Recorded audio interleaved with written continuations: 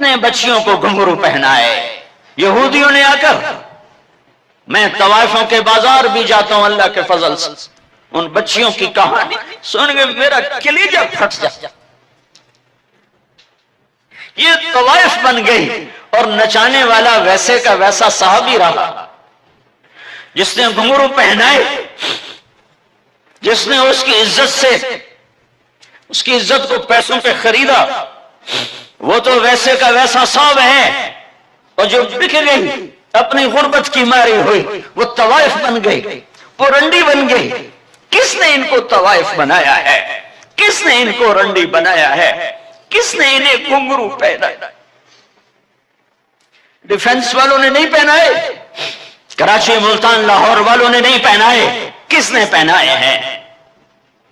تمہارے اندر حیا ہوتا تو کسی غریب کی بیٹی کو گھنگرو نہ باندھنے پڑتے، مالدار سخی ہوتے تو کسی غریب کی بچی کی عزت نیلام نہ ہوتی۔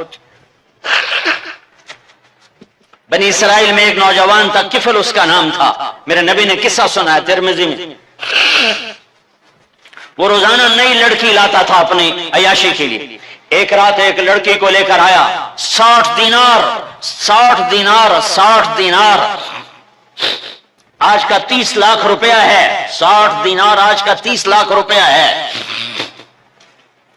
ایک رات کا جب کمرے میں آیا تو وہ لڑکی بیٹھی رو رہی تھی، تو کفل نے کہا کیوں رو رہی ہو؟ میں زبردستی تو نہیں لایا۔ تو اس لڑکی نے کہا کفل میں عزت دار ہوں، میری عزت نیلام ہوئی ہے فقر کی وجہ سے، میں عزت دار، میری عزت آج نیلام ہوئی ہے فقر کی وجہ سے۔ جب مالدار لوگ غریبوں پہ خرچ نہیں کرتے، گاڑیوں کے ماڈل بدلتے ہیں، ہر سال نئے پروجیکٹ لگاتے ہیں، تو پھر غریبوں کی بیٹیاں نیلام ہو جاتی ہیں۔ کسی کو بٹھا دو، نون لیگ آ جائے، کاف لیگ آ جائے، یہ نہیں، اوپر سے فیصلے آئیں گے۔ وہ آئیں گے جب میں اور آپ اللہ سے صلح کریں گے۔ تو کفل رونے لگا، آنکھوں میں آنسو آ گئے۔ کہا بہن جس عزت کے ساتھ آئی تھی اسی عزت کے ساتھ واپس چلی جا، اور میں بڑا کتا انسان ہوں، میں تیرے آنسوؤں کے طفیل توبہ کرتا ہوں، یا میرے لیے بخشش کی دعا کر دے۔ اور کفل کو نہیں پتا ہونے والا کیا ہے آگے۔ وہ لڑکی گھر پہنچی، پیچھے کفل بیٹھا بیٹھا مر گیا۔ جس حال میں یہ زندگی گزار رہا تھا، کل اس کی میت کو کندھا دینے کوئی نہ تھا، غسل دینے کوئی نہ تھا، دفن کرنے کوئی نہ تھا۔ یہ ایسی غلط زندگی والا تھا۔ واہ اے میرے رب، دیکھ رہا ہے تو سن رہا، اور ہم تو محمد مصطفیٰ کے امتی بیٹھے، یہ تو موسیٰ علیہ السلام کا امتی ہے، اور ہم تو محمد مصطفیٰ کے امتی بیٹھے ہوئے ہیں۔ میرے رب کاش اپنے اللہ کو بھی کہیں ڈھونڈتے، کہیں اس کے حبیب کی پیاری زندگی ڈھونڈتے۔ ماؤں کو بخار چڑھا ہوا ہے، کتنے اے آئے، کتنے بی آئے، کتنے سی آئے۔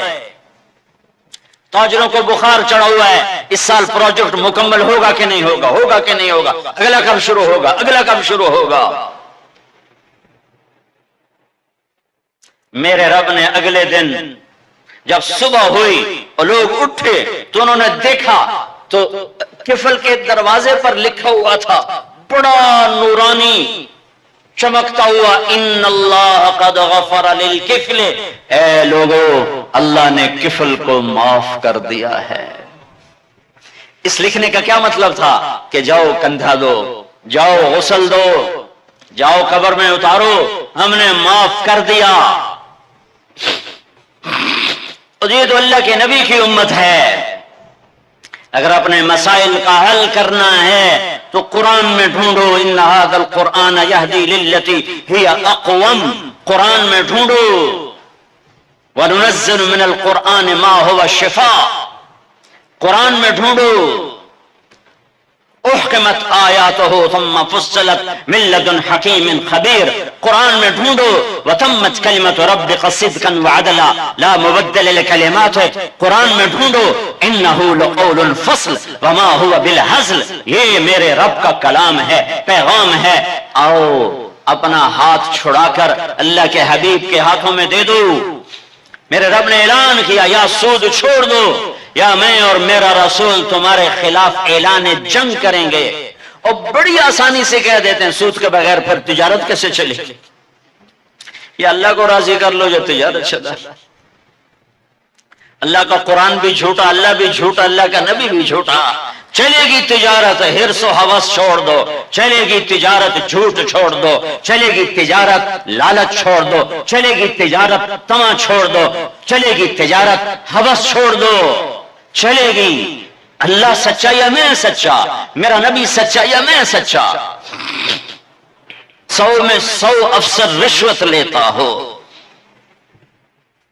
جب ہر طاقتور ظالم ہو، جہاں کا غریب بھی ظالم ہو، جہاں ہر مرد عورت جھوٹ بولے، جہاں ہر آدمی داؤ لگے تو دھوکہ دینے سے باز نہ آئے، ریڑھی والا بھی دھوکہ دینے سے باز نہیں آتا۔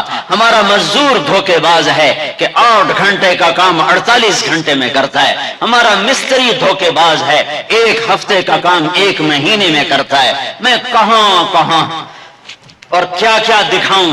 فیصل آباد فجر کی نماز پڑھ کے نکلا سیر کرنے، واپس آیا تو ایک ریڑھی والا نظر آیا دور سے، سفید پگڑی سفید داڑھی۔ ریڑھی والے عام طور پر ایسے نہیں ہوتے، دنیا کے بھی غریب ہوتے ہیں، دین کے بھی غریب ہوتے ہیں۔ تو مجھے بڑے پیارے لگے وہ بزرگ، تو میں جب ان کے قریب سے گزرا تو میں نے ان کو ایک دفعہ پھر یوں دیکھا، تو میں نے دیکھا ویسے رو رہے تھے خاموش آنسوؤں کے ساتھ، اور ان کا ایک ہاتھ تھا ریڑھی کے اوپر اور ایک ہاتھ تھا پیٹی کے اوپر، اور ایسے آنسو گر رہے تھے ایسے۔ میں کھڑا ہو گیا، میں نے کہا بزرگوں خیریت ہے، کیوں رو رہے ہیں؟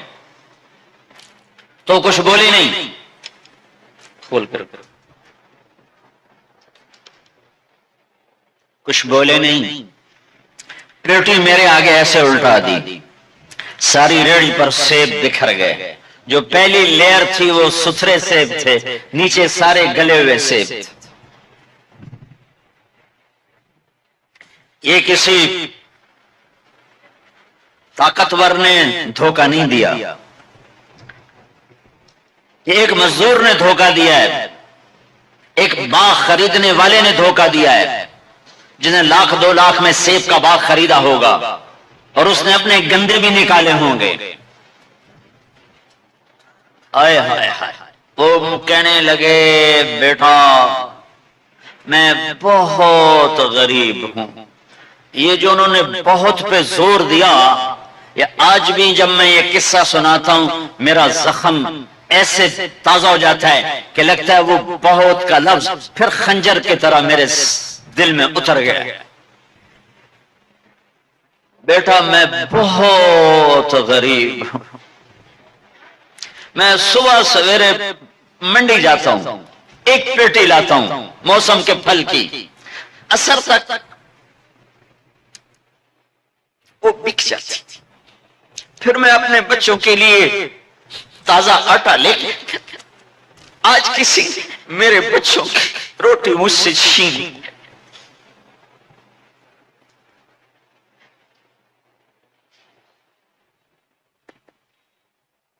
تمہاری پولیس تمہیں امن کیسے دے گی؟ تمہاری فوج تمہیں امن کیسے دے گی؟ جب میں نے تم نے سب نے اللہ اس کے رسول سے بغاوت کا جھنڈا اٹھایا، ان سب بڑے تاجروں نے بینکوں کو آباد کیا ہوا ہے، ان کا رونا کیا روں؟ چھوٹے چھوٹے لوگوں نے بھی سیونگ اکاؤنٹ میں پیسے رکھے ہوئے کہ ہمارے پیسے بڑھ رہے ہیں۔ کیوں نہیں خیال آتا کہ ہم نے اللہ کے ساتھ اور اس کے رسول کے ساتھ جنگ کی ہوئی؟ نماز چھوڑ دو اللہ ناراض ہے، شراب پیو اللہ ناراض ہے، روزہ نہ رکھو اللہ ناراض ہے، زکات نہ دو اللہ ناراض، یہ تو چھوٹے گناہ، کافر مشرک اللہ ناراض ہے، لیکن اس دھرتی پر صرف ایک گناہ ہے، اللہ کے واسطے میری سنو۔ عقیل نے بڑے بڑے لوگ بھی بلائے ہوں گے، اللہ کے واسطے میری بات سنو، میری فریاد سنو۔ میں کوئی پیشہ ور خطیب نہیں ہوں، میں عقیل کے پیسوں پہ یہاں نہیں آیا ہوں، میری سنو۔ میرا رب کہتا ہے یا سود چھوڑ دو یا پھر میں اور میرا رسول تمہارے خلاف جنگ کریں گے۔ جس کے پاس 4 پیسے زیادہ آتے وہ بینک بنا کے بیٹھ جاتا ہے، بینک خرید لے،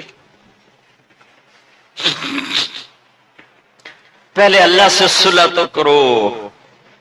کہتے ہو چوریاں ہیں، ڈاکے، ہاں وہ بھی ہمارے اپنے ہیں. واللہ میں ان کے لیے دعا کرتا ہوں، بد دعا نہیں کرتا ہوں، دعا کرتا ہوں. چونکہ اگر یہ اس حال میں مر گئے تو بڑی خوفناک جہنم میں جائیں گے، اور یہ میرے نبی کے امتی ہیں. نہ انہیں اللہ کے نبی کا دیدار نصیب ہوگا، نہ اللہ کا دیدار نصیب ہوگا. اور جہنم کی آگ اس سے الگ ہے. یا تو اللہ کی جہنم کو جا کے پانی سے بجھا دو، قصہ ہی مکا دو، اور اللہ کی جنت کو آگ لگا دو، جزا سزا کا تصور مٹا دو، اور اتنے طاقتور بن جاؤ کہ آج تم لوگوں کی گردنیں اتارتے ہو تو کل جب ملک الموت تمہاری روح کھینچنے کے لیے آئے تو اس کو بھی کلاشنکوف مار دینا اور اس کے بھی سامنے کھڑے ہو کے دکھا دینا. یا اتنی طاقت پیدا کرو کہ جب تمہیں اٹھا کے قبر میں لے جا رہے ہوں تو جانے سے انکار کر دینا، اڑ جانا، میں نہیں جانتا لال و زور. یا منکر نکیر سے ٹکر لے کے دکھاؤ، یا اللہ کے سامنے قیامت کے دن اڑ کے دکھاؤ، یا یہ کرتوت کر کے میرے نبی سامنے کر کے. ہم کیسی امت ہے جس کے لاڈلوں کے سر ذبح کٹ گئے. ارے بکرے کو ذبح کرتے ہوئے بھی رحم آ جاتا ہے. اپنی قربانی کے جانور کے سر پہ کھڑا ہونا مستحب ہے. میں نہیں کھڑا ہو سکتا، مجھے میرا دل گھبرانے لگتا ہے. اور پیچھے مڑ کے دیکھو 61 ہجری میں حسین کا سر گلا کاٹا جا رہا ہے، ذبح کیا جا رہا ہے بکرے کی طرح. اس کے معصوم عبداللہ کو ذبح کیا جا رہا ہے، اس کے علی کو ذبح کیا جا رہا ہے، اے حسن کے قاسم کو ذبح کیا جا رہا ہے، اور حسین کا کٹا سر ابن زیاد کے سامنے وہ منہ پہ چھڑیاں مار رہا ہے. اور ابو برزہ اسلمی کھڑے ہو کے فرماتے ہیں بدبخت یہ چھڑی ان ہونٹوں سے کٹ، میں نے ان ہونٹوں پہ نبی کے ہونٹوں کو لگتے دیکھا، ان ہونٹوں کے بوسے لیے. اس لیے کہ وہ جانتے تھے کہ جنت بھی ہے جہنم بھی ہے. آؤ آج مل کے اللہ کی دوزخ کو بجھا دیں اور اللہ کی جنت کو آگ لگا دیں، اور منکر نکیر اور اسرائیل کو بھی کلاشنکوف سے اڑا دیں. پھر جاؤ جو مرضی عزتیں لوٹو، قتل کرو، بندے اٹھاؤ، سود کھاؤ، نوکروں کو مارو، نوکروں کو گالیاں دو. ہر گھر میں نوکر بے عزت نہیں ہو رہے، ہر گھر میں نوکرانیاں بے عزت نہیں ہو رہی. بیگم سے چائے کی پیالی نہیں پورا سیٹ ٹوٹ جائے تو صرف اتنا کہتے اوہ سیٹ ٹوٹ گیا، اور نوکرانی سے پیالی ٹوٹ جائے تو اس کی عزت اتار کر اس کے ہاتھ میں پکڑا دی جاتی ہے. اپنے ہاتھوں سے گاڑی لگ جائے تو بس اوہ گاڑی لگ گئی، ڈرائیور کے ہاتھوں گاڑی لگ جائے تو اس کی عزت اس کے ہاتھ میں پکڑا دی جاتی. کیا یہ ظلم ہر گھر میں نہیں ہو رہا؟ ملازم کو وقت کے تنخواہ نہیں دیتے، کیا یہ ظلم ہر گھر میں نہیں ہو رہا؟ 2-2 لاکھ کا سوٹ پہن کر 35 لاکھ کی گھڑی پہنتے ہیں، اور غریب کا اپنا نوکر آ جائے میرا بچہ بیمار ہے پیسے دے دیں. تمہیں پتہ آج کل بڑا مندہ ہے، کوئی پیسے ہیں کوئی نہیں. کیا یہ نہیں ہو رہا؟ جب یہ ہو رہا ہے تو پھر پہلے میں اپنے آپ کو اور آپ کو خطاب کر کے کہتا ہوں آؤ مل کر توبہ کریں، آؤ اللہ کے دربار میں توبہ کریں، اللہ سے صلح کریں. اعلان جنگ اللہ سے، اور کہتے ہو حکومت والوں سے امن لاؤ. یہ امن لا سکتے ہیں؟ ہمارے جیسے کمزور ہیں.